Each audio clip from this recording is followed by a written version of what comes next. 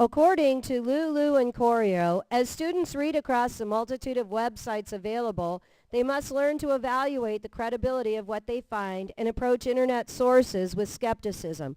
With that in mind, I will be evaluating a website on the Pacific Northwest tree octopus today. I'm going to be combining two methods. I will be using Phillips' method of looking for the ABCs of a website. A is author, B bias, C content, D date, and E editor. I'm going to combine that with November's real method because I like how he incorporates looking at the URL and trying to find clues about the publisher of the website and its reliability. As I look at this website, I see a lot of different pictures. I see graphics on the habitat of the tree octopus. I see how they're used in women's hats. And November tells us that sometimes it's difficult to get kids to look beyond the color and pictures and graphics to actually look at the content. I believe that this is that type of a site that might be misleading to a student. I'm going to begin looking for the A's with author. Down at the bottom of the site is usually where you would find that. And it says that this site is not associated with any school or educational organization other than the Calvinic University branch of the Wild Haggis Conservation Society. That doesn't sound very reliable.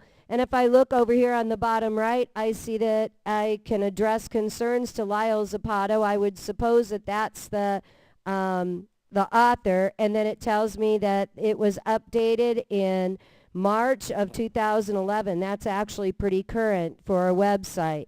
I think I want to know more about the author, so I'm going to go up here to the URL bar, and as November suggests, I'm going to back up to the last backslash and go to the home page of the website. And when I go here, I look, and the first picture I see is King Kong versus the tree octopus menace. Well, that pretty much sums it up that this must be a hoax. And I scroll down, and there's some other things that definitely appear to be a hoax. If I look over here, I can find out who Lyle Zapato is.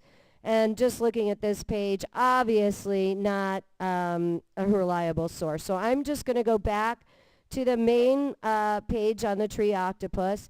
And now I'd like to look at the sightings page. I want to see if any of these photos have been doctored. So I'm going to go in and let's see. The first one, that's rather hard to tell whether it's been doctored or not. Second one, definitely a doctored website. So with all that, I have to say that this website's definitely not reliable. As I reflect on this week's resources and the creation of a podcast, I have to say that I have come a 180 on understanding what I need to be doing in order to teach the Washington State Standard, which requires students to evaluate the validity of sources. I've always thought that it was intuitive, not something that required direct instruction other than to look at propaganda and identify that it is biased. Now I can arm my students with specific strategies to evaluate the reliability of internet sources.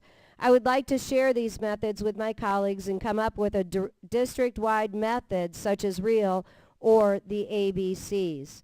As I reflect on the creation of the podcast, I must say that I was out of my comfort zone, but found out that it was actually something I can easily do. I can see using it to create mini lessons on computer skills. The podcast could be on anything from how to search the internet to how to use MS Publisher. November states that creating podcasts is a creative way to reach learners and tap into a technology many young people already enjoy outside of class. Corio also suggests using podcasts for short comprehension lessons that specifically deal with the unique qualities of internet text. I feel armed with a whole new set of resources this week. I would also like to thank Lyle Zapato for the use of his website in this podcast.